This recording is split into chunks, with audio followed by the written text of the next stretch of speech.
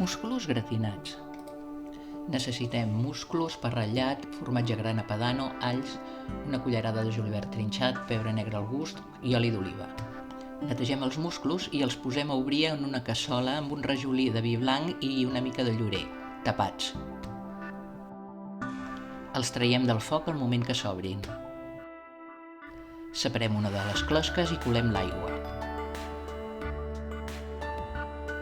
Barregem en un bol el parrellat, el formatge, l'all i el julivert trinxats, 30 grams d'oli i 150 mil·lilitres de l'aigua dels musclos. Treballem amb una cullera i després amb les mans. Farcim els musclos i els posem en una safata de forn.